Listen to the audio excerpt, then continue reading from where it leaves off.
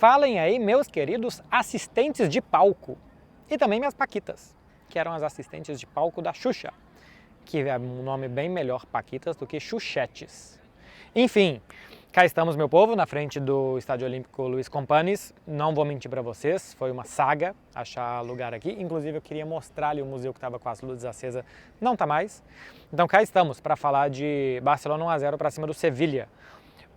Eu vi muitas críticas ao time, tanto aqui conversando com a imprensa, como também em redes sociais. Eu gostei, eu francamente gostei do Barcelona hoje. Acho que 1-0 é muito fruto de errar o último passe, de não conseguir encaixar a última jogada, de um pouco de azar e finalização, do Lewandowski que não ter vivido o seu grande dia aqui, o Lewandowski que vinha bem nas últimas partidas, nem conto muito contra o Mallorca, porque começou no banco de reservas, mas que vinha melhorando depois de um início de temporada meio assim, e eu gostei desde o princípio já.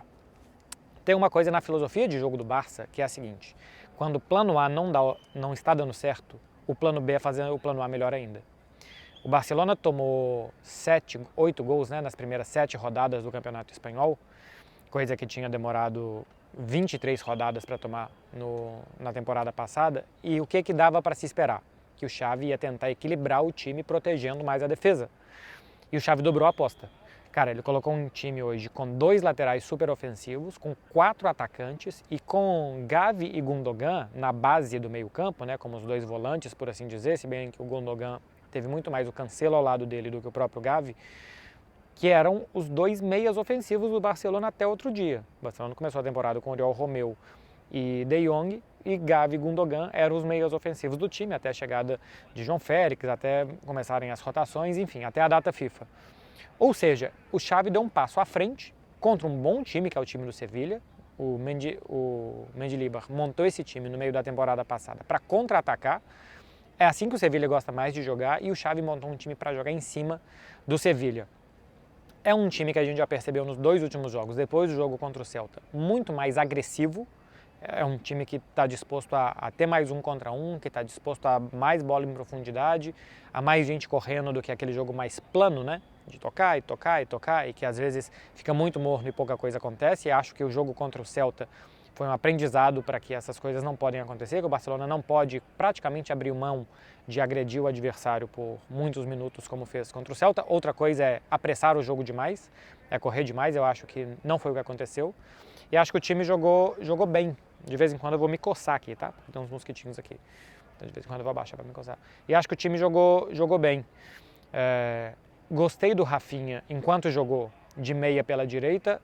Vendo no estádio, eu não sei se vocês tiveram a mesma percepção vendo pela TV. Vendo do estádio, a sensação que tinha era que ou o Rafinha baixava para ajudar o time a armar, e quando o time tinha mais a bola ele funcionava como meia, ou quando o Sevilha subia para pressionar, cara, o Lewandowski abria puxando um zagueiro para um lado, abria um espaço entre a defesa do Sevilha, e o Rafinha entrava ali toda hora para receber bola longa. Teve um corte do Sérgio Ramos maravilhoso, né? Uma bola longa do Ter Stegen, Sérgio Ramos baixa ela. Aliás, Sérgio Ramos, gente, baixou as luzes, olha só.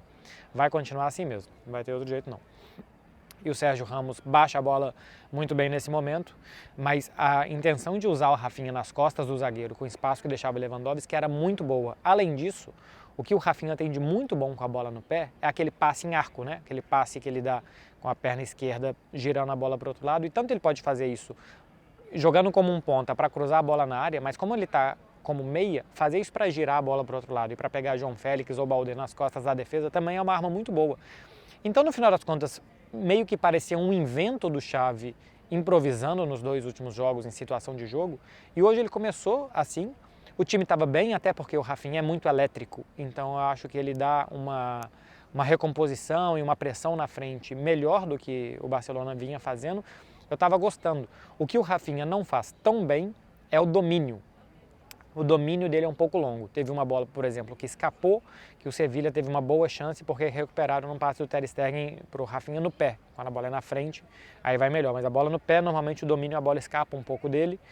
E isso para um jogador que está jogando na meia é muito perigoso. Então é lógico que assim, a questão de ajuste e tal, estava indo bem, lesão muscular. Por isso aqui que quando a gente fala de rotações e tal, de ir mexendo no time, é por conta disso. Tá todos os times, não é só o Barcelona, que eu sei que com justiça, tem o departamento não só médico, né, mas de fisiologia, que às vezes parece deixar a desejar, porque machucam muitos jogadores, está acontecendo em todos os clubes, e por isso as rotações são tão importantes. No momento que eu estou gravando esse vídeo, nós não temos mais informações, é um problema muscular na coxa direita, não vai jogar contra o Porto, não vai jogar no próximo final de semana, não deve ir para a seleção, é o que se espera. É o que se espera, 15, 20 dias pelo menos, quando é problema muscular, que ele não vá com a seleção e que ele volte a jogar depois da parada para a data FIFA, já para o final de outubro, voltando perto do clássico contra o Real Madrid. Aí sai o Rafinha entre o Fermin, e o Fermin foi o melhor jogador em campo para mim. Foi muito bem, muita personalidade para girar, para encarar, para tentar passes em profundidade. Acho que para proteger a bola algumas vezes e para ganhar tempo, o Fermin foi muito bem. E quem também foi muito bem foi o Lamine. Talvez não terminando tão bem as jogadas, porque está faltando um detalhezinho, é um pé do adversário que consegue encaixar a bola, é uma bola que às vezes fica um pouco perto para ele, mas eu também gostei muito mais uma vez do jogo do Lamine Yamal. O Xavi na prévia do jogo já tinha dito que ele pretende proteger o Lamine Yamal, não colocar tantos minutos, não ter tanta carga física e também, né, ele é um jogador que ainda tem um corpo de adolescente, não tem um corpo de adulto, então fica difícil para ele jogar tantos minutos contra os adultos. E também para evitar uma chegada mais forte, que ele não saiba se proteger tão bem e tal, enfim, evitar lesões. O Xavi até citava o Messi, primeira temporada do Messi também, ele se machucava muito ainda, começou muito novo. A gente tem aqui no Barcelona o caso de Pedri e de Ansu Fati, que muito novos, fizeram muitas partidas e acabaram virando jogadores de lesões problemáticas. Enfim, dá para imaginar que com o Lamine a coisa vai com um pouco mais de calma. Acho que o gol do Barcelona demora a sair. O primeiro tempo foi um pouco mais franco, acho que com mais chegadas do Sevilla. No segundo tempo, o Barcelona teve alguns momentos de boa pressão, de conseguir encurralar bem o Sevilla. E que eu, embora não tenha tido muitas chances muito claras, teve a do João Félix no primeiro tempo, uma ou duas que o Lewandowski não domina bem na segunda etapa, mas chegou muita bola para o Leva dentro da área, chegou bola em boas condições. E para mim, dos 5 últimos jogos, contando Betis, Antuérpia, Celta, Mallorca e esse foi o melhor. Acho que o Barcelona de fato fez o que ele queria fazer, de fato ele conseguiu se impor.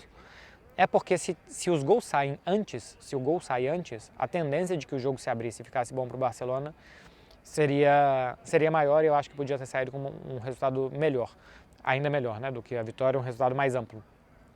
Além do que é o melhor desses times, né? O Sevilla é um time Champions, coisa que o Betis não é, embora o Betis tenha ficado na frente do Sevilla na classificação, mas para o jogo que o Barcelona normalmente enfrenta. O Barcelona enfrenta muito mais times parecidos com o Sevilla, que querem marcar e contra-atacar, do que o Betis, que é um time que não marca tão bem, é um time que dá mais espaços para jogar, como foi aqui no 5-0.